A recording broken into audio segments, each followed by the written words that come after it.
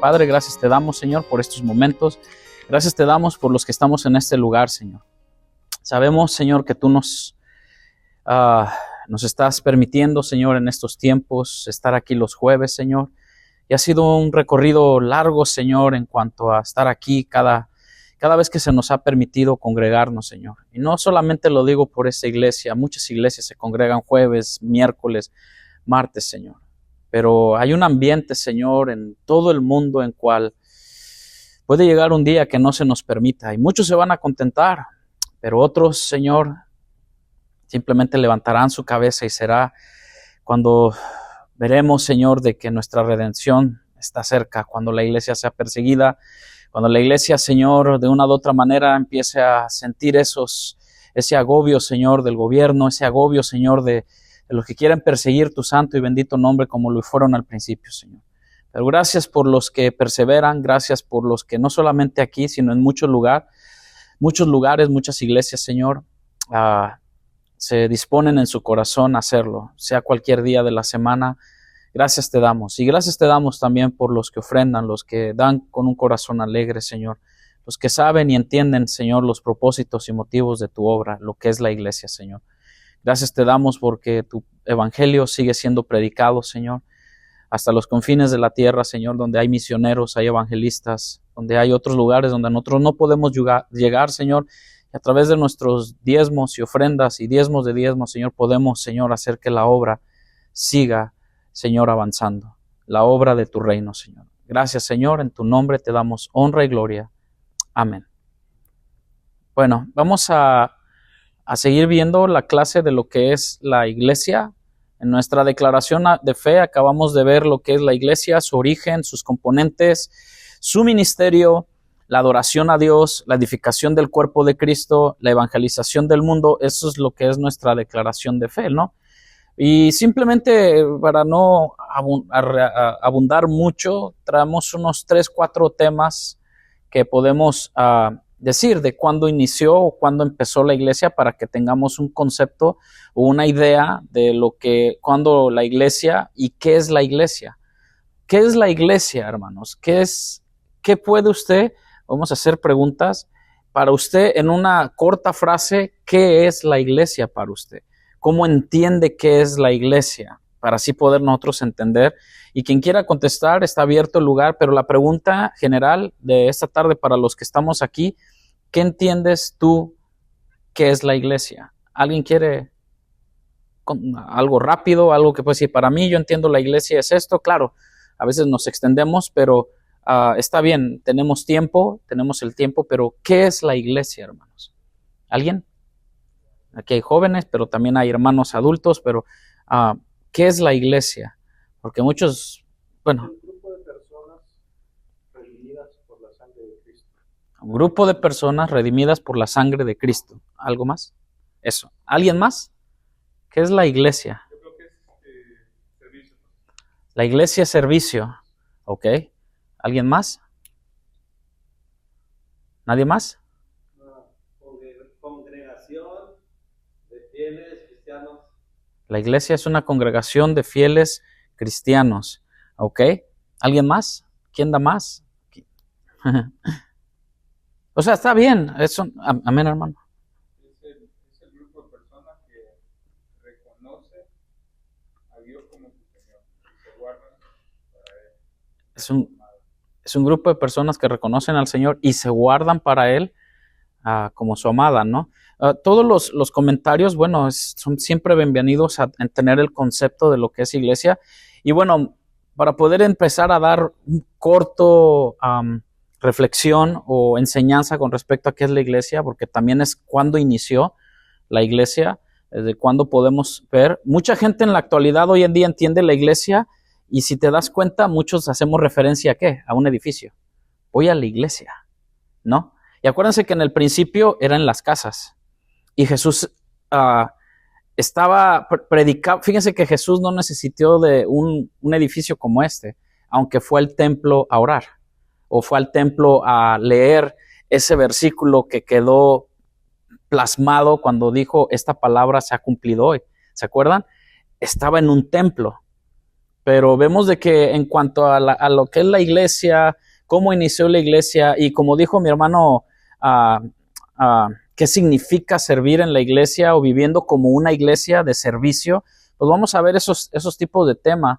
Y con respecto a qué es la iglesia, hoy podemos entender de que la iglesia, podemos darla de que ir a la iglesia y todo lo notamos por el edificio. A veces el edificio, acuérdense que en muchos lados no tenemos los beneficios como tenemos ahorita, ¿no? Agua, luz, aire acondicionado y bueno, el viernes tuvimos la experiencia de sudar, ¿verdad, hermana? Tuvimos la experiencia de sudar y digo uno, en nuestros países no hay ese tipo de comodidades, ni bancas acolchonadas como estas. Son de tabla y a veces llegan a tabla, a veces no llegan ni a tabla, ¿no? Entonces, tenemos nuestra definición como iglesia, un edificio como este, pero esta no es la definición bíblica de iglesia. La palabra iglesia también viene de muchos derivados, pero es de la palabra eclesia, que significa asamblea o una convocatoria, pero también, como dicen mis hermanos, es gente llamada fuera de algo. O sea, gente que Dios escoge fuera de este mundo, pero también fuera de lo que es el llamado de Dios a vivir, no en el pecado, sino fuera de lo que es el dominio del pecado, porque ahora le pertenecemos a Él. Y Él es la cabeza de la iglesia y nosotros somos parte del cuerpo de Cristo. Somos llamados a salir sino de la corriente de este mundo, de lo que este mundo, pero es una asamblea, es una convocatoria. La raíz del significado de la palabra iglesia, hermano, no es de un edificio en sí, sino de personas. ¿Sí ve? Cuando nosotros decimos, yo voy a la iglesia, no es porque venir, este es un edificio, sino que Él edificaría su iglesia. Y acuérdense que cuando dijo que en 3 días, en 3 días derribaría el templo y lo edificaría nuevo, ¿a qué se estaba diciendo? Para los judíos era imposible, ¿no? Que tardando tantos años, Él en 3 días lo levantaría, pero estaba hablando de otro tipo, ¿no? O sea, algo espiritual. Y bueno, sabemos que si nosotros derrumbamos este edificio, no lo vamos a levantar ni en un mes, ¿no? O sea, y menos una sola persona, ¿no? O sea, ¿cuánto te tardas tú en remodelar tu baño? Pregúntemelo a mí, ¿no? O sea, es más, o sea, es algo que cuando nos metemos en remodelación, los que sabemos un poquito, entre más indagas, más salen cosas, ¿no? Y dices, ¿para qué me metí? Entonces, Jesús no tenía ese pensamiento, tenía más el pensamiento en las personas, que tú y yo vendríamos a ser ese templo del Espíritu Santo que habitaría Él en nosotros. Es irónico que cuando las personas y la gente a la cual iglesia asiste, usualmente ellos se refieren a un edificio. Romanos 16:5 dice así, saludad también a la iglesia de su casa, dice Pablo, ¿no? Romanos, Pablo se refiere a la iglesia en su casa, y esto hago referencia, hermano, al contexto, no como era al principio. La iglesia, ¿en dónde empezó? En las casas, ¿sí ven? Por eso es que ahora muchos le llaman células. ¿Sí han escuchado esa definición de célula en casa y todo? Y muchos, en varios sectores, yo he escuchado que eso no está bien, que eso casi no es algo espiritual, que tengamos que hacer eso. Pero en otro lado está otro sector que trabajan por células, o en otro lado le llaman sectores. No sé si han escuchado esa frase también, el sector tal o la célula número 520 y todo, o sea, le llaman así, y muchos lados dicen, no, es que no tenemos que hacer eso dentro del cristianismo. Y bueno, acuérdense que Jesús empezó en las casas, ¿no? Y los discípulos, es más, cuando este hombre recibe y su familia, nombre llamado, si me corrigen con los nombres, Cornelio, donde vino el Espíritu Santo y ahí en su casa los bautizaron. ¿Quién fue? Pedro. ¿Se acuerdan? ¿Dónde pasó todo? En la casa. ¿Va conmigo, hermano? Porque muchos pueden ser religiosos. No, todo tiene que ser en el templo. Si hay que orar por los enfermos, a la iglesia o al templo. Bueno, vemos de que Dios, bueno, de un tiempo para acá, pues, bueno, acuérdense que en aquel tiempo, hasta los años 300 y algo, pues no había, hasta que Constantino unió todo esto y no había esas reuniones porque eran perseguidos. Pero vemos que no se refiere en Romanos 6:5 a una iglesia como edificio, sino al cuerpo de creyentes en su casa, dice la palabra. La iglesia, número uno, usted puede apuntar, la iglesia no es el edificio, la iglesia es el cuerpo de Cristo, donde Él es la cabeza. ¿Estamos? Ahí para eso, para que nuestros jóvenes que están aquí y nuestros hermanos, Él es la cabeza y yo soy iglesia. Somos iglesias, ¿cómo se le llama? Cuando parlantes o andantes móvil. O sea, la iglesia aquí se queda, este edificio puede caerse en pedazos, pero la iglesia sigue porque en nosotros mora el Espíritu Santo, decimos amén, ¿no? Y nosotros como parte del cuerpo de Cristo, Él es nuestra cabeza, como lo dice en Efesios capítulo 1, versículo 22. Él es la cabeza, y dice, y sometió todas las cosas bajo sus pies. ¿Quién lo tiene? ¿Quién me puede ayudar para mover las hojas? Dios sometió todas las cosas al dominio de Cristo y lo dio como cabeza de todo a la iglesia. 23. ¿Ese es 22? Sí, ese es 22. Esta, que es su cuerpo, es la plenitud de aquel que lo llena todo por completo. Entonces, hermano, si nosotros decimos ser iglesia, Él lo llena todo. Cantamos ahorita, eres todo para mí. Digno de recibir honor, loor, toda la gloria, Él lo llena todo en nosotros. Así que fíjense qué idea a veces mucha gente tiene, ¿no? De que vienen, esta es la idea que tienen muchos. Fui a la iglesia fulanita tal y no sentí la presencia de Dios. ¿Han escuchado ese tipo de comentarios? No sentí la presencia de Dios. O sea, ¿cómo? Se cantó, se honró a Cristo, venimos, se dio la palabra de Dios.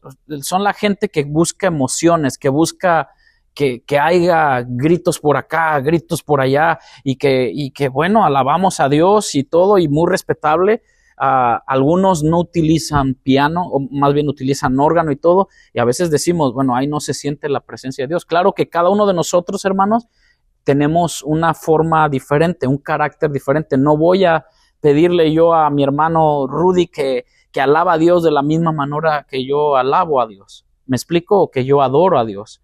Hablando de una manera congregacional, porque nuestra verdadera adoración, hermano, no es aquí, aunque es parte de, nuestra verdadera adoración es allá afuera. ¿Sale? Nuestra santidad, nuestra consagración, nuestra adoración es cuando decimos no, o cuando decimos y vivimos una vida en santidad a Dios, pero aquí venimos a celebrar, aquí venimos a exaltar el nombre de Cristo, y algunos danzan, algunos levantan sus manos, pero a veces decimos, no, este hermano está duro, está atado, hay que desatarlo y orar por liberación. Pero tú, ¿qué conoces el corazón de su hermano? ¿Me explico?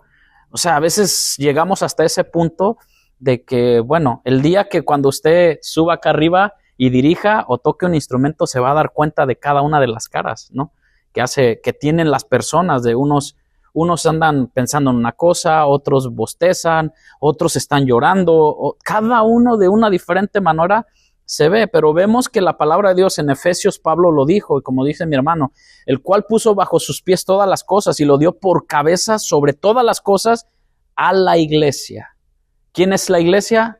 Usted diga, y yo digo, nosotros, ¿vale? O sea, el cual es su cuerpo, la plenitud de aquel que todo lo llena en todo. El cuerpo de Cristo está formado por todos los creyentes. Alguien dijo algo de esto, ¿no? Es el grupo de creyentes en cristianos, y dice, es el grupo formado por todos los creyentes en Jesucristo desde el día del Pentecostés. Por eso se le llamaron, a ver, la pregunta clase seminario, ¿dónde fue donde se le llamaron por primera vez cristianos? A los cristianos. En Antioquía. Antioquía fue donde la primera vez, pero antes, hermano, ¿ustedes qué piensan? Antes era un honor, privilegio poder decir, ahí va un cristiano. Sí, hermanos. Ahora lo ven como moda. Ahora cualquiera puede ser cristiano. Hasta los futbolistas, todos tatuados por todos lados, pero ya nada más porque lanzan un beso para arriba y dicen Jesús o Dios te bendiga y todo. Antes, verdaderamente llamarse o decirse cristiano era por precio de su vida. ¿Sí me explico? o sea, verdaderamente decir, yo soy iglesia, yo soy cristiano, era su vida, porque eran perseguidos, hermano. Ahora no, ahora el contexto es muy diferente. Ahora vemos esta parte de que del día del Pentecostés hasta la segunda venida de Jesucristo, el cuerpo de Cristo comprende dos cosas, como iglesia universal. Nosotros no somos la única iglesia. Y es donde una palabra que todos conocemos, que es católico es universal. No sé si sabían esa palabra, o sea, no es una palabra malo ni nada, pero bueno, la palabra católico es algo universal. La iglesia universal de Cristo es la iglesia firmada por todos los que tienen una relación personal con quién creen ustedes, con Jesucristo. Que Él dio su vida por todo aquel que en Él creyere, ¿no? O sea, que somos una iglesia universal. Nosotros podemos tener comunión con otros hermanos que a lo mejor no tienen doctrinas que son separadas con respecto a la de la salvación. Tienen la doctrina fuerte de lo que es la salvación, de que solamente por la fe en Cristo, pero tienen otras cosas que, bueno, pues dice uno, ok, pues esto es cosas de que a lo mejor lo han entendido de esta manera y todo, y ve que siempre hay muchas peleas o muchas controversias y todo, y eso más con denominaciones. Pero Primera de Corintios, capítulo 12, versículo 13 al 14, ¿quién me lo puede leer? Y aquí es algo bien lindo, porque el mismo Pablo lo entendió de esta manera. Acuérdense que Pablo tenía mucho conocimiento y Pedro era muy diferente, ¿no? Entre Pablo y Pedro, pero algo había en ellos, algo en común, que era Jesucristo, ¿no? Primera de Corintios, hermano Julio, ¿lo tiene? Ok, hermano. Desde el 12 le puedo leer. 12, sí. Porque así como el cuerpo es uno y tiene muchos miembros, pero todos los miembros del cuerpo, siendo muchos, son un solo cuerpo, así también Cristo. 13. Porque por un solo espíritu fuimos todos bautizados en un cuerpo, sean judíos o griegos, sean esclavos o libres, y a todos se nos dio a beber de un mismo espíritu. 14. Además, el cuerpo no es un solo miembro, sino muchos. Amén. El cuerpo no es un solo miembro, sino muchos. Yo creo que hace analogía o hace un énfasis con respecto a nuestro cuerpo, ¿no? ¿Sí o no? O sea, yo lo dije la vez pasada, hay miembros exteriores que podemos ver, pero hay miembros internos. Es como cuando traes un dolor fuerte de estómago y más del lado izquierdo y te dobla el dolor. Y tú dices, traes un dolor, es algo interno. Y resulta que vas con el médico y el médico te hace un chequeo y dice, hey, ¿sabes qué? Corríjame, ¿es el apéndice o la vesícula? El apéndice, ¿no? Y tienen que sacarte esa parte que está en el cuerpo y tú dices, esto pudo haberme matado, ¿no? Si no se toma tiempo, ¿no? Pero aquí vemos que cualquiera que ha depositado, número 1, su fe en Cristo, gracias hermanos por leer, por participar, cualquiera que ha depositado su fe en Jesús, ¿qué venimos a hacer, hermano? Parte del cuerpo de Cristo. Y ese es un privilegio, es un honor que Él nos haya salvado primeramente y injertado al cuerpo como miembro, ¿no? Y ha recibido, número 1, fe en Cristo, y luego leyó mi hermano esta parte, porque por un solo espíritu fuimos bautizados en un cuerpo, que es Cristo, ¿no? Y en el cuerpo de Cristo. Y ha recibido el Espíritu de Cristo como evidencia. ¿Cuál es la evidencia? Primeramente es creer y luego ser bautizados o recibido el Espíritu Santo de Dios como evidencia. Entonces la Iglesia Universal de Dios la forman todos aquellos que han recibido la salvación a través de la fe en Jesucristo. ¿Nos queda claro? Creo que eso es algo casi como básico, ¿no? De un cristiano, ¿no? Soy parte de la iglesia no porque yo quise unirme o me quise enrolar en la membresía de una iglesia, no. La iglesia es parte del cuerpo de Cristo y fíjense qué bonito es cuando en Hechos dice que compartían el pan, que hacían esto y todo, y Dios añadía a la iglesia, al cuerpo, a todos los que debían de ser salvos. ¿Quién lo hace? Dios. ¿A través de qué? De la predicación de la palabra, de la comunión unos con otros, lo importante que es cuando aprovechamos el tiempo como miembros, como sí, como miembros del cuerpo de Cristo, a que las personas que salgan, porque ya los que nos conocemos, pues nos conocemos, ¿no? Pero cuando viene alguien nuevo, cuando alguien llega, hacerlo sentir bienvenido, hacerlo sentir amado, así como Dios nos lo hizo con nosotros, ¿no? Al menos esa fue mi experiencia desde que yo empecé a asistir a la iglesia cristiana. Siempre recibí eso, siempre recibimos pues viendo en las personas el amor del Señor. Y es lo que debemos de reflejar nosotros. Ahora, la iglesia local, hermano, está descrita en Gálatas capítulo 1. ¿Quién me puede ayudar? Gálatas capítulo 1, versículo 1 al 2. Amén. Amén. La Nueva Traducción Viviente dice: les escribo, yo, el apóstol Pablo, no fui nombrado apóstol por ningún grupo de personas ni por ninguna autoridad humana, sino por Jesucristo mismo y por Dios Padre, quien levantó a Jesús de los muertos. Todos los hermanos de este lugar se unen a mí para enviar esta carta que escribo a las iglesias de Galacia. ¿Quién se une? La iglesia. Pero fíjense qué hermoso, es una linda traducción la que la hermana nos lee acerca de que ¿quién da el llamado? ¿Quién escoge? Dios. ¿No? Lo vemos ahí con Pablo, ¿no? Acerca de su apostolado, pero el principio, el llamado que Dios da a la salvación, que es Dios mismo a través de Jesucristo. Y lo dice en otra versión, la Reina Valera dice Pablo, apóstol, y apóstol es enviado, ¿no? Pero acuérdense que el requisito para ser un apóstol de Jesucristo, era haber sido testigo ocular, primeramente. Ahora hay muchos nombrados apóstol, pero yo lo entiendo de esta manera, que alguien que se le dice un apóstol es simplemente por ¿cómo se le dice? Una posición de que eres llamado, simplemente enviado, a llevar el evangelio, a predicar las buenas nuevas de salvación. Pero el verdadero apostolado, pues vemos que terminó, finiquitó para mí, en lo personal, mi convicción, con Pablo, en lo personal. Lo demás es como apóstoles, bueno, pues tú puedes ser un apóstol, pero un enviado de Dios para ser misionero, evangelista. Es más, somos apóstoles hasta para predicarle a nuestros hijos en nuestra casa. Estamos haciendo el trabajo de llevar las buenas nuevas de salvación, ¿no? Y también para ir y orar por los enfermos y todo. Entonces Pablo habla, dice, no de hombres ni por hombre, sino por Jesucristo. ¿Por qué? ¿Por qué por Jesucristo? La respuesta estaba al principio, porque Él es la cabeza de la iglesia. ¿Sale? Si Dios nos llama a un ministerio, tocar o ministrar a los jóvenes, los niños y todo, Él es el que nos da el llamado, el privilegio de hacerlo. No porque, bueno, pues no hay quien más lo haga, lo hago yo. No, es que es un privilegio, porque estamos sirviendo en el cuerpo de Cristo.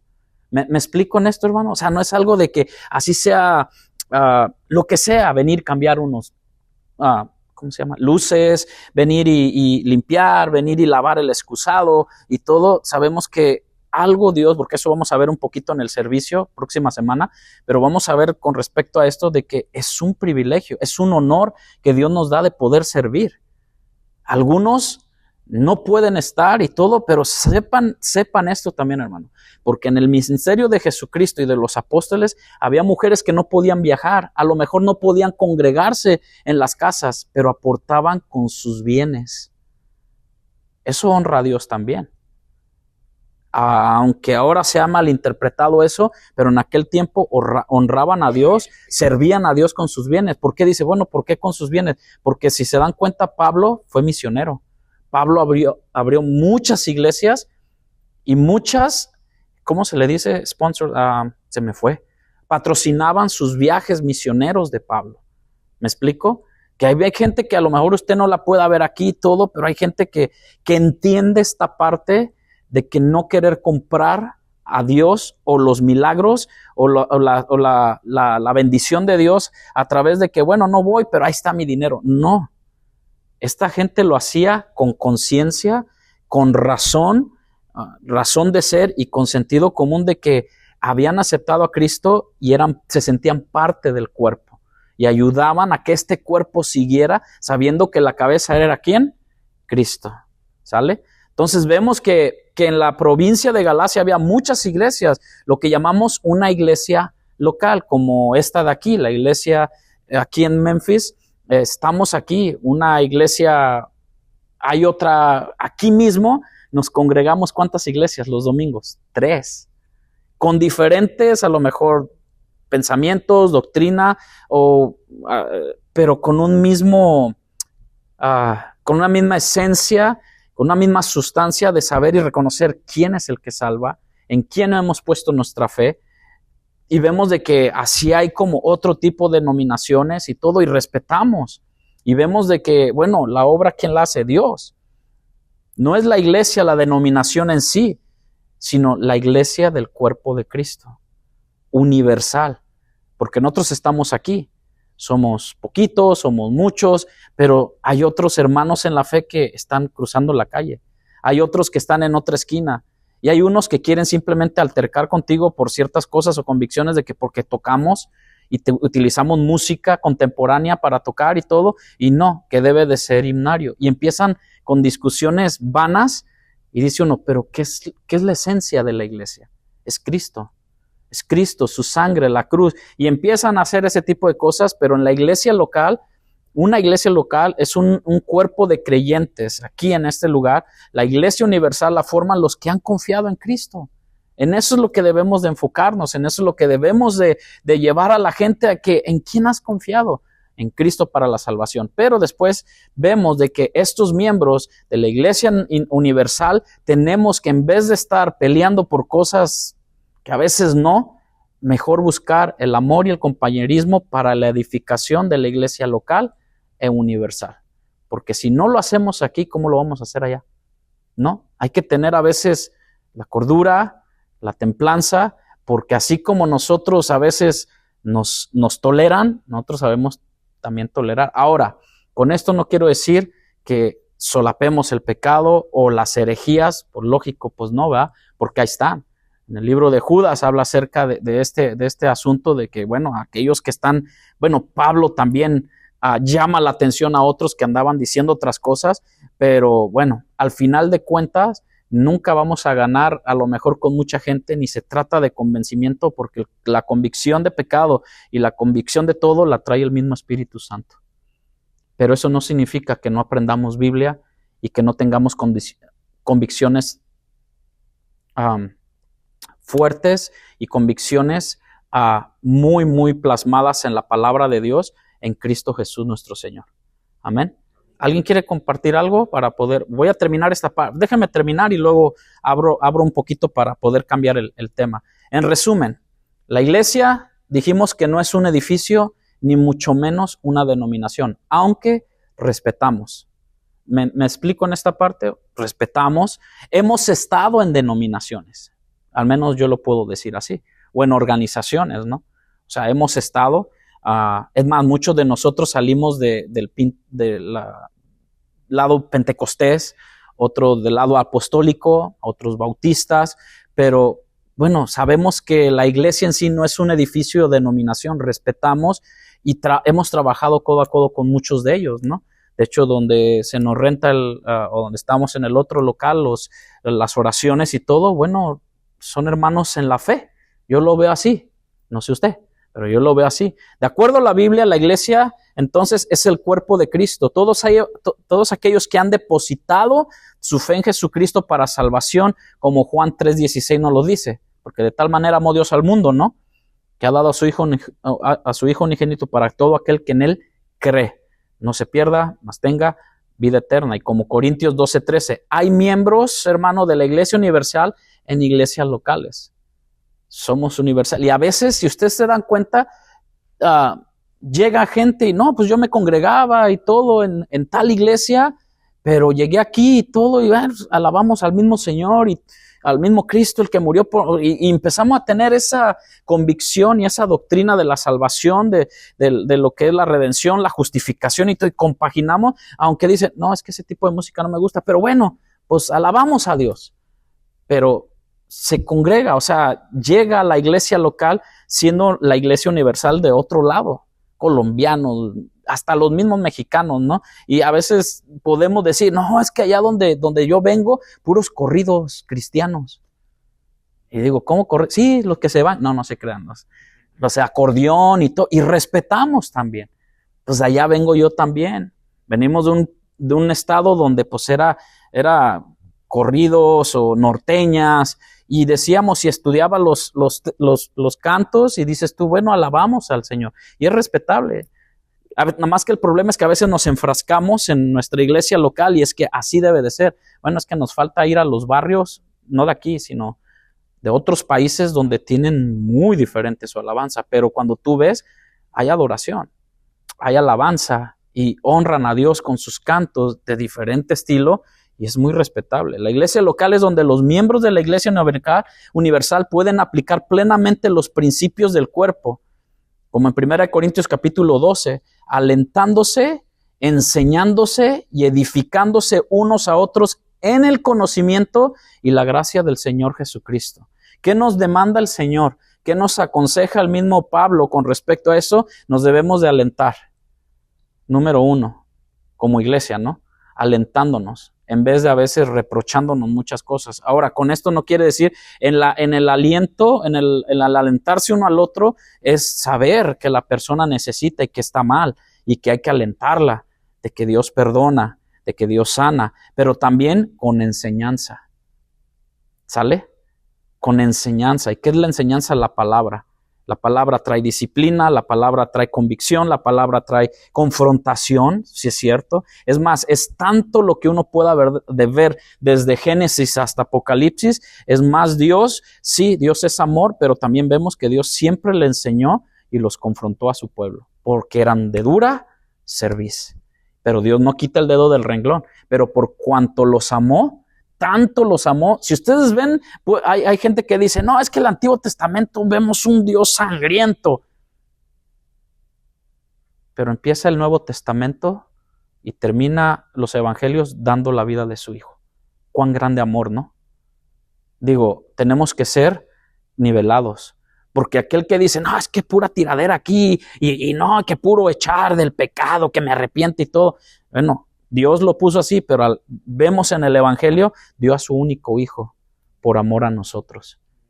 ¿Qué más podemos pedir de Dios, no? Es un Dios generoso, es un Dios paciente y lento para la ira, y grande en misericordia. Y yo lo he experimentado, lo digo porque así nos enseña, pero también edifica. La disciplina, la reprensión, el aliento, debemos de edificar a la gente de afuera.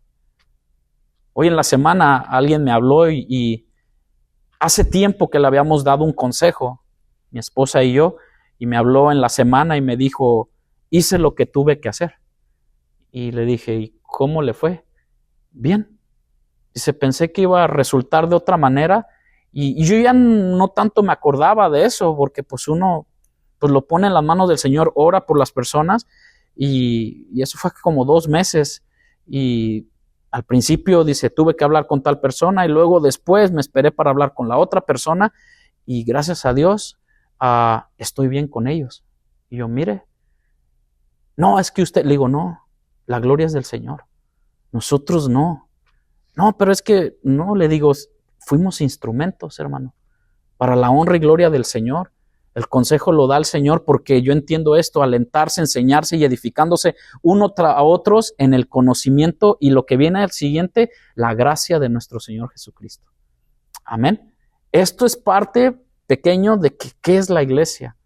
Con la iglesia tú hablas con otras personas para alentarlos, para animarlos y para aconsejarlos, pero la gloria se la lleva el que es la cabeza. Abro un momento para alguien que quiera decir algo, si gustan. Hermana. Yo quiero compartir un versículo que encierra todo lo que usted acaba de mencionar acerca de que todos somos la iglesia, ¿verdad? Y eso está más adelante en 1 Corintios 12, en el versículo 27. En la Nueva Traducción Viviente dice, todos ustedes en conjunto son el cuerpo de Cristo, y cada uno de ustedes es parte de ese cuerpo.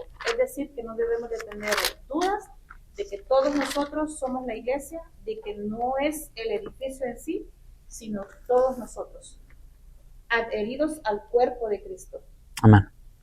Amén. Y agregando a eso, en Efesios 4, 15, cuando dice, siguiendo la verdad en amor, crezcamos en todo en aquel que es la cabeza, esto es Cristo, de quien todo el cuerpo, bien concertado, o sea, bien unido, ¿verdad? Bien acomodado y unido entre sí por todas las coyunturas que se ayudan mutuamente según la actividad propia de cada miembro, recibe su crecimiento para ir edificándose en amor.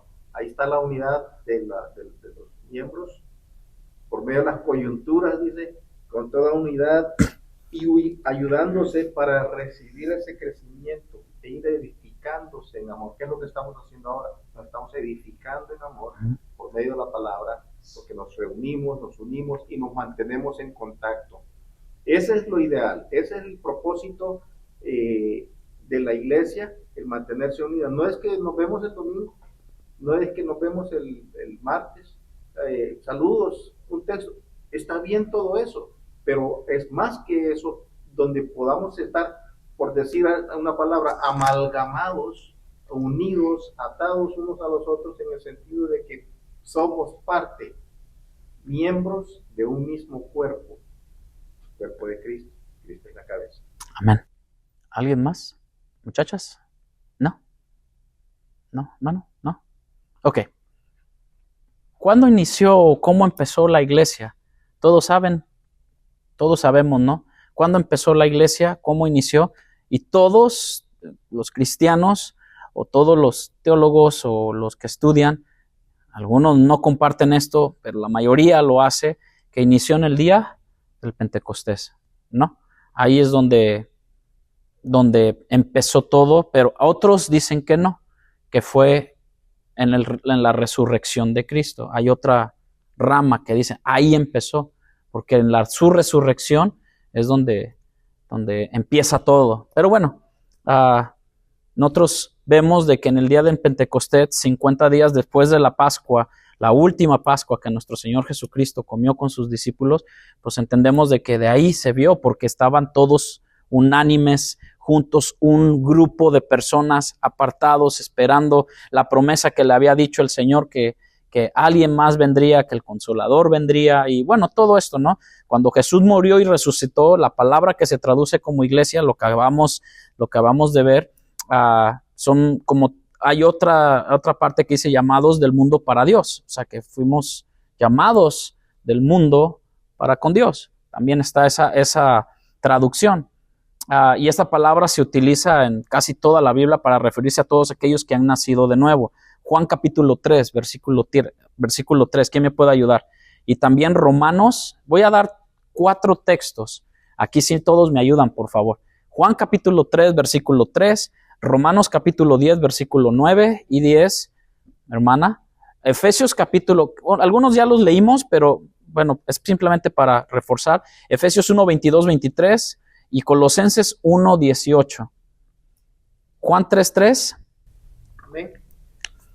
Respondió Jesús y le dijo, de cierto te digo que el que no naciere de nuevo no puede ver el reino de Dios. El que no naciere de nuevo, ¿a quién le está diciendo esto? A Nicodemo. ¿Y Nicodemo quién era? Alguien que estaba dentro del Sanedrín, de lo que era los meros, ¿no? Que pensaban que tenían la verdad. ¿Sale? Pero Jesús le dijo, el que no naciere de nuevo. Entonces, ¿quiénes son estos? Son los que Dios ha llamado del mundo para Él. Padre, dice Jesús en una de sus oraciones, Padre, los que tú me distes, yo los he guardado, o sea, ninguno se ha perdido. O sea, fíjense cómo habla Jesús con respecto a esto, de los que tú me distes, de los que son suyos, ninguno se les va a perder, sino que habla acerca de haber nacido de nuevo, de haber creído en Él por medio de la fe en la muerte y resurrección de Jesucristo. Romanos capítulo 10, versículo 9 al 10, ¿quién lo tiene? Amén, hermana. Si declaras abiertamente que Jesús es el Señor y crees en tu corazón que Dios lo levantó de los muertos, serás salvo. Pues es por creer en tu corazón que eres hecho justo a los ojos de Dios y es por declarar abiertamente tu fe que eres salvo. Es por declarar, es otra versión, ¿verdad?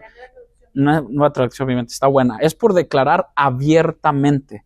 Acuérdense que ahora, pues hay muchos camaleones, ¿no? De que declaran aquí adentro una cosa, pero allá afuera son otra cosa. Un camaleón es de los que se camuflajean, ¿no, hermano? Se ponen para evitar de sus, ¿cómo se le llama? Depredadores, gracias.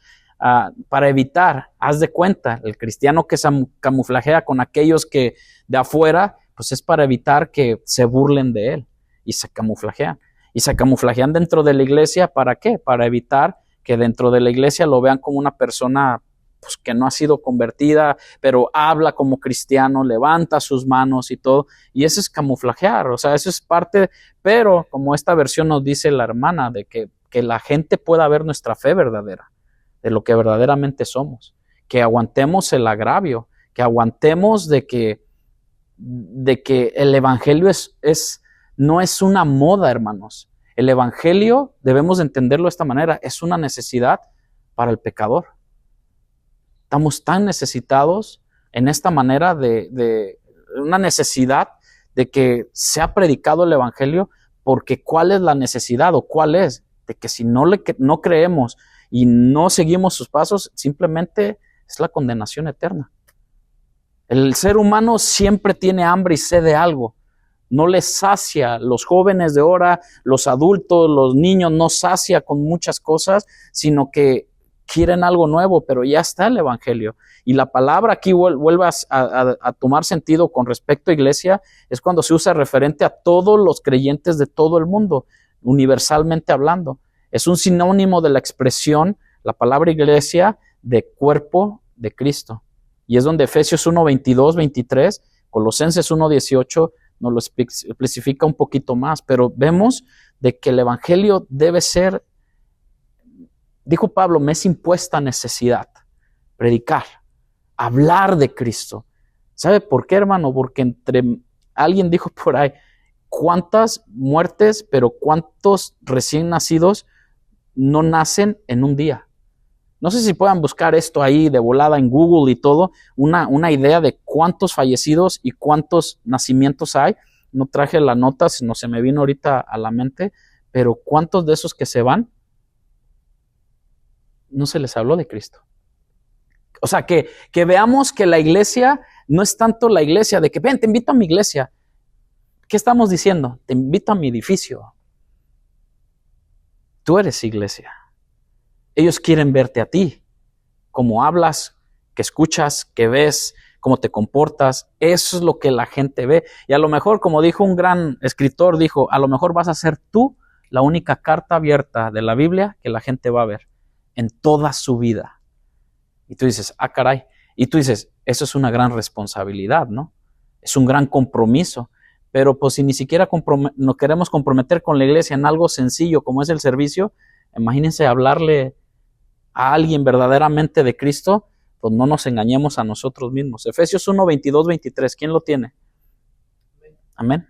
Y sometió todas las cosas bajo sus pies y lo dio por cabeza sobre todas las cosas a la iglesia, la cual es su cuerpo, la plenitud de aquel que todo lo llena en todo. Sí, es el texto que vimos al principio. Y Colosenses 1, 18. Dice, Cristo también es la cabeza de la iglesia, la cual es su cuerpo. Él es el principio, es supremo sobre todos los que se levantan de los muertos. Así que Él es el primero en todo. Él es el primero en todo. ¿Quién? Cristo. Entonces, iglesia, vemos que cuando estudiamos un poco cuándo inició y aparece esta palabra, y creo que lo tocó mi hermano Julio la vez pasada, basado con el contexto, ¿no? Lo que había dicho en Mateo capítulo 16. Me pareció importante tocarlo cuando Jesús le dice a Pedro, sobre esta roca edificaré mi iglesia. Pero ¿basado en qué? Y lo dijo nuestro hermano Julio con respecto a la revelación que le dijo, no te lo reveló carne ni sangre, sino que Dios. ¿Cuál fue la revelación o cuál fue lo que dijo Jesús? Sobre esta roca edificaré mi iglesia y las puertas del Hades no prevalecerán contra ella. Eso es en el versículo 18. La roca aquí está declarando lo que había hecho Pedro. Tú eres el Cristo, el Hijo del Dios viviente. Vemos que tú eres el Mesías, el Hijo del Dios viviente. Esa verdad acerca de que Jesús es el fundamento de la iglesia, la roca inconmovible, la piedra angular, estaba hablando de él mismo. No estaba dirigiéndose a Pedro, ¿no? Él es el fundamento de la iglesia que ha florecido durante más de 2000 años. Así que nada puede apagar la iglesia. Nada. Hasta que no sea levantada. ¿Saben por qué? Porque Dios, es más, lo creo, esa es mi convicción, Jesucristo prometió estar con nosotros hasta el fin del mundo. Así seamos uno o seamos miles, sin corazones sinceros, ¿no? Pero también hay parte donde yo leo en la Biblia, dice, engañoso es el corazón, perverso, malvado, ¿quién lo conocerá? Pero bueno, eso es cada quien, ¿no? Cada quien vamos a rendir cuentas a Dios. Pero a lo que yo me refiero es que si Él dijo que las puertas del Hades no prevalecerán contra ella, es que no hay nada salido del mismísimo infierno que pueda contra la iglesia. Háblese espiritualmente hablando. Porque aquí pasa un tornado y se lleva todas las sillas y todo, hermano. Eso no hay problema. Pero con respecto a lo espiritual, a que yo soy iglesia, si yo creí en Cristo Jesús, venga lo que venga, vengan tormentas, vengan pruebas, venga lo que venga, si yo estoy en Cristo, Él está con nosotros. Él le prometió estar con nosotros y ha florecido la iglesia durante más de 2000 años y se ha hablado de que se ha querido desaparecer la iglesia, ¿no? Usted ha estudiado un poquito de historia, ¿no? Cómo han querido barrer con la iglesia, hasta es más con la Biblia, hermano. Con esto que tenemos ha querido desaparecer, pero Él prometió cuidarla. Amén. Y nos ha cuidado a nosotros. Todo aquel que toma esa verdad y la convierte en el fundamento de su propia vida como miembro del cuerpo de Cristo, sabiendo que Él es la cabeza, Él cuida su propio cuerpo. Como usted cuida su propio cuerpo. Usted hace ejercicio, se corta las uñas para que no tenga uñas enterradas, ¿sí o no? ¿Quién de ustedes no llega del trabajo sudoroso y se baña? O sea, cuida su cuerpo. ¿Cuánto más Cristo cuida su iglesia, no? Todo aquel que toma esta verdad lo convierte en el fundamento de su propia vida. Se convierte tú y yo en miembros de la iglesia, miembros del cuerpo de Cristo. Las palabras de Jesús de edificaré mi iglesia fueron un anuncio previo de lo que iba a suceder cuando Él envió al Espíritu Santo para lo más maravilloso, morar en cada uno de nosotros. Antes, si tenemos tiempo más adelante durante el año, como veamos, la parte de lo que era el tabernáculo que Dios le dio, me encanta esto, cuando yo leo a Moisés y veo las medidas del tabernáculo, ¿quién dio las medidas? Dios. ¿Quién dio las medidas del arca? Dios. ¿Quién dice cómo se dirige y quién es la cabeza? Jesús, de la iglesia. Él pone cómo hacer iglesia, pero dices tú, bueno, cómo organizarnos, cómo 1, 2, 3, 4 y empiezas a tocar y todo. No, hermano, hablando de algo espiritual en ti y en mí personalmente. Santificación, adoración, entrega, compromiso. Todo eso, porque podemos ser súper ordenados como iglesia, como organización, hasta se dice la palabra organizar, pero por dentro ser un desastre. ¿Me explico? Por dentro tener sentimientos, por dentro estar frustrado, estar enojado, amargado y todo, y dice uno, bueno, ¿y estos son los que sirven en la iglesia? ¿O estos son los que se dicen ser cristianos? No estoy diciendo aquí, sino en la iglesia universal, ¿no? Sino que Dios primeramente está interesado en nuestro propio interior porque el Espíritu Santo mora en cada creyente, como Juan capítulo 15, versículo 26 y 27, y luego nos podemos saltar al 16, 13. ¿Quién me puede ayudar? Juan 15, 26 al 27 y 16, 13 de Juan. Pero ustedes yo les enviaré al abogado defensor, el Espíritu de verdad. Él vendrá del Padre y dará testimonio acerca de mí. Y también ustedes deben dar testimonio de mí, porque han estado conmigo desde el principio de mi ministerio. Wow, qué tremendo, ¿no? El Espíritu Santo dará testimonio, pero ustedes, fíjense la responsabilidad que le deja Jesús a los discípulos, ¿no? Ustedes darán testimonio también cuando el Espíritu Santo venga. O sea, sí o sí, como cristianos necesitamos producir frutos. Debemos de dar frutos de que, bueno, el Espíritu Santo en nosotros y hablar de las cosas de Jesús, pero con nuestros hechos, pero también, o sea, con nuestros labios, pero también con nuestros hechos. Porque tenemos que dar testimonio ¿de quién? De Jesús. No del hombre que se pare aquí arriba y algunos dicen, no, es que vienen y le besan la mano y todo y hacen cada cosa y dice uno, ¿para qué tanto? Juan 16:13, ¿quién lo tiene? ¿O ya sí lo leyó? No. Pero cuando venga el Espíritu de verdad, Él os guiará toda la verdad, porque no hablará por su propia cuenta, sino que hablará todo lo que oyere y os hará saber las cosas que habrán de venir. Esa parte, hermano, con respecto, lo tocamos un poquito el domingo, pero vemos la unidad perfecta entre el Padre, Hijo y el Espíritu Santo. No hablará cualquier cosa, como ahora, ¿no? Cualquier persona puede hablar cualquier cosa, pero vemos la unidad perfecta de Padre, Hijo y Espíritu Santo. Así como Él lo reciba, Él no hablará cualquier otra cosa, sino lo que el Padre. Y vemos la unidad perfecta del Espíritu Santo con Jesús y con el Padre. Aún así, Jesús tuvo que someterse a algo, a la cruz, y experimentar la resurrección. Aunque los discípulos entendieron parcialmente, aún no se había dado el cumplimiento de todo lo que Jesús había venido a hacer. No lo tenían la comprensión. Después de su resurrección, Jesús no iba a permitir que sus seguidores, hermanos, empezaran la obra que Él les había asignado de hacer discípulos en todas las naciones hasta que viniera el Espíritu Santo sobre ellos. ¿Sí ven? Pero de ahí, si ustedes se dan cuenta, hay algo bien tremendo. Recibieron al Espíritu Santo, sí saben, ¿no? El día del Pentecostés y todo, pero Él le dijo, irán por Samaria, por Judea y hasta el fin del mundo, ¿no? Y alguien sacó una predicación de que cada uno de esos significaba tu casa, tus vecinos y luego fuera. Y bueno, podemos entenderlo de esa manera, pero acuérdense que los discípulos tuvo que venir una corrección del Señor, tuvo que esparcirlos, porque ellos ya habían estado cómodos, como usted y yo comprenderemos, porque a veces entramos en comodidad, ¿no? Y a veces el Señor nos tiene que, hey, pues, ¿cuánto has aprendido? ¿Cuánto tiempo tienes en la silla? No, pues 20 en la silla. Y luego, ¿cuándo darás clases? ¿Cuándo es? Y los discípulos estaban cómodos ahí en Judea, ahí en Jerusalén y todo. Y viene Pablo y Pablo se fue abrió muchas iglesias. Y luego viene la persecución en los años 70 y todo eso. Y de ahí los discípulos se esparcieron. Que es bonito estudiar la vida de ellos, ¿no? Hasta dónde llegaron. Pero todo ¿por qué? Porque a veces la comodidad nos hace quedarnos y a veces tiene que venir ciertas circunstancias a nuestra vida para poder ir a las naciones. Y no estoy diciendo que vaya a otras naciones, sino a servir en muchos lugares. En el libro de los Hechos se detalla los inicios de la iglesia claramente y su milagrosa extensión a través, no de que Pedro, que bajo la sombra de Pedro, ¿qué pasaba? Se sanaban los enfermos.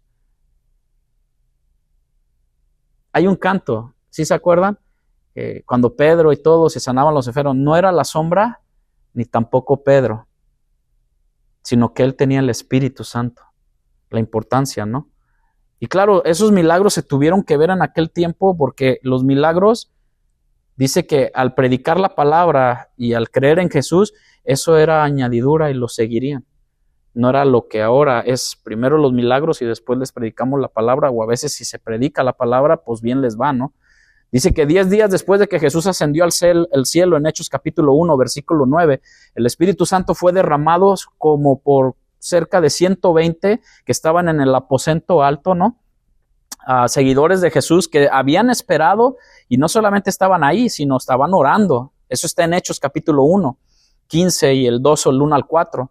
Dice que los mismos discípulos que habían temblado de temor por ser identificados con Jesús, en Marcos capítulo 14, de repente fueron de alguna manera llenados del Espíritu Santo. Fueron llenos de esa manera en ese momento del Espíritu Santo y podemos decir que recibieron el poder del Espíritu Santo para hablar primeramente con denuedo la palabra del Señor. Que no se avergonzaran del Evangelio, porque Pablo dice, no me avergüenzo del Evangelio porque es poder de Dios para hacer milagros. Así dice la Biblia, para sanar enfermos, para echar fuera demonios, dice para salvación. Entendemos el punto, ¿no? El concepto o lo que es la esencia del evangelio, para salvación. Para salvación. Y luego los demás, pues nos seguirán. Dice el Señor, lo demás es que te sigan.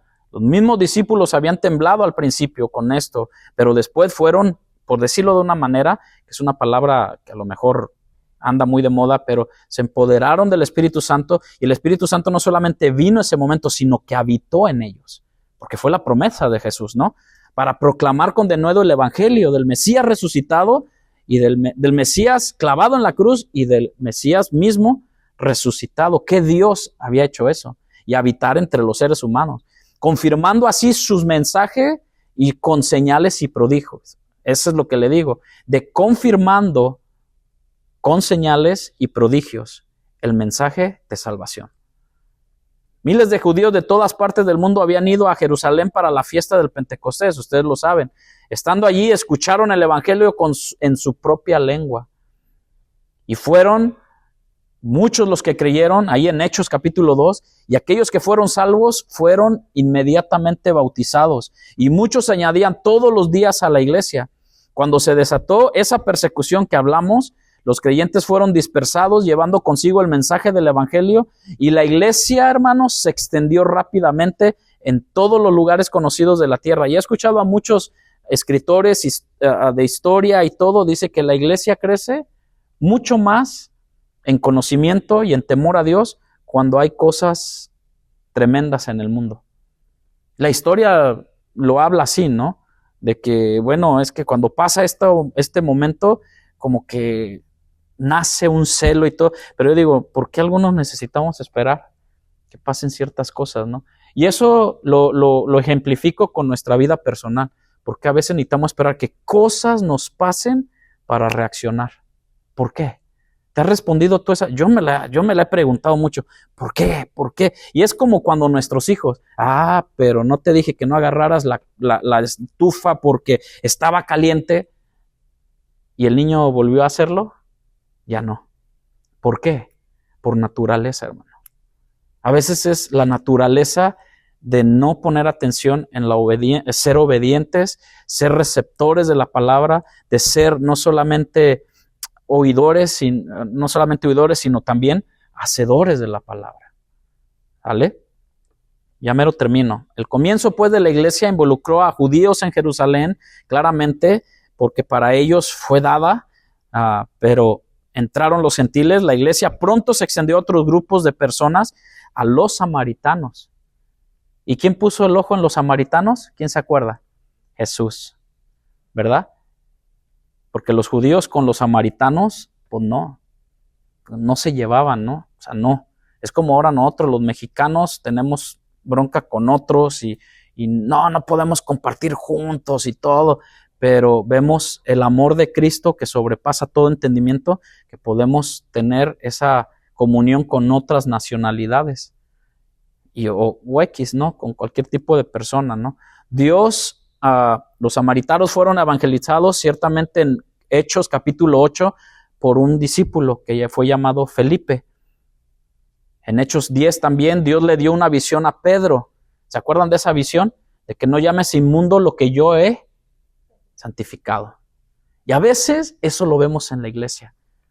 Cuando entra alguien, hermano, vestido muy diferente a nosotros, que nosotros ya tenemos un buen recorrido, ¿no? Como cristianos, pero llega alguien muy diferente vestido a nosotros, a lo mejor irrespetuoso, con gorra y todo, o con camisa de manga de tirantes, o una mujer y todo, y siempre nos lanzamos en nuestro corazón, a lo mejor como personas de qué bienvenido y todo, pero nuestro corazón está de y con celo santo, ¿no? Y eso me recuerda a muchos fariseos, ¿no? Celo santo, casi rasgamos nuestras vestiduras espiritualmente hablando, pero bueno, vemos que Dios da una visión a Pedro que le ayudó a entender que el mensaje de salvación no sería limitado solamente a judíos, sino que estaba disponible a todo aquel que creyera. Y aquí es donde viene el parte cuando tuvo la visión de los animalitos y lo llevó a una casa de un hombre llamado Cornelio. que él hacía sus ofrendas, dice la Biblia. Fíjense, uno a lo mejor nosotros digamos, ¿quién le enseñó? Pero también vemos, estoy dando tiempos, la salvación de un etíope, eunuco. Sí saben, ¿no? ¿Qué me impide ser bautizado? Dijo. Si creyeres, le dijo el evangelista, ¿no? El de Cornelio, el centurión, en Hechos 10, convenció a los creyentes judíos que la iglesia de Dios era mucho más amplia de lo que ellos habían imaginado. El llamado milagroso, el milagro de Pablo en el camino a Damasco, cómo se salvó Pablo, ¿no? ¿Cómo fue que Dios lo llamó? Duro, celoso de la doctrina que tenían los judíos, los fariseos, los sacerdotes, pero cuando Dios tiene algo con alguien, y si Dios tiene algo con nosotros, hermano, Dios nos va a sentar de alguna de otra manera. Y a lo mejor alguno nos deje hasta con escamas en los ojos, hasta que llegue nuestro milagro. Y si Dios lo tiene a bien.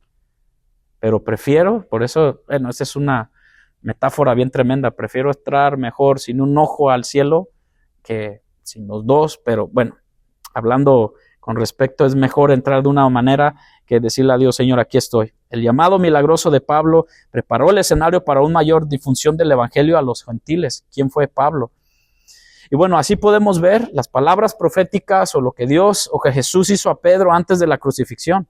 Ha demostrado ser ciertas, a pesar de la persecución y que las puertas del Hades han luchado contra ella, contra la iglesia, desde que Jesucristo partió y desde que el día del Pentecostés, la iglesia solo crece más fuerte y más fuerte, espiritualmente hablando.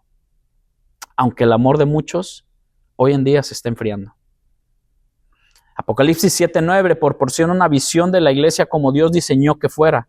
Después de esto miré, y aquí una gran multitud, del cual no podía contar, de todas las naciones, tribus, pueblos y lenguas, que estaban delante del trono, en la presencia del Cordero.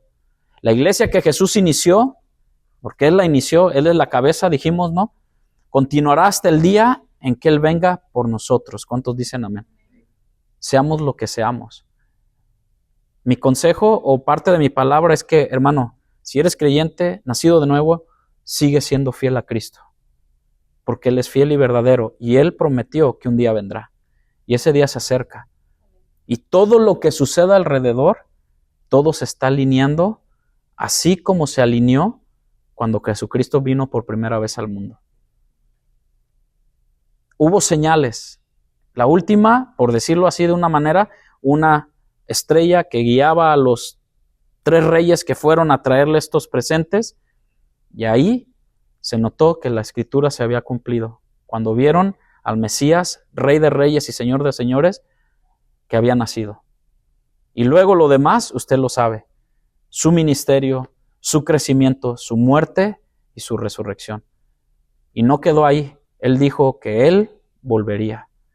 Que estuviéramos como esas vírgenes, preparadas, atentos y listos, porque Primera Tesalonicenses 4, del 6 al 17, estaremos unidos con Él para siempre, como esa esposa, esa iglesia que se guardó, ese cuerpo que fue unido por Él, por la Escritura, por su sangre preciosa, para el día de nuestra redención, que se acerca pronto. ¿Alguien quiere añadir algo, hermano? ¿Todos? ¿Alguien? ¿O estamos bien?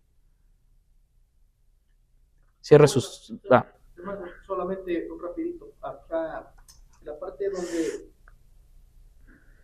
mencionaste sobre lo de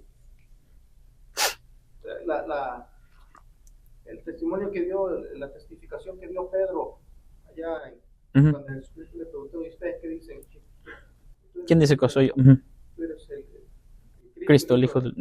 Y él le dijo que sobre esta roca edificaré mi iglesia y las puertas del Hades no prevalecerán contra ella. Y también tenemos que tener el concepto más claro.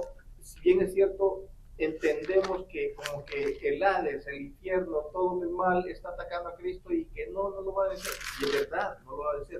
Pero debemos de verlo en el enfoque donde Cristo siempre es vencedor. Amén. Es decir, porque yo estaba buscando la palabra prevalecer y uno de los sinónimos es influir, ¿verdad? Otro sinónimo es subsistir. Entonces, Entonces es como que no va a subsistir porque Cristo es vencedor y está sobre, dice, las puertas del Hades. Es como cuando tú llegas a tu casa y tú cierras tu puerta para que no entren, ¿verdad? Para proteger a tu familia.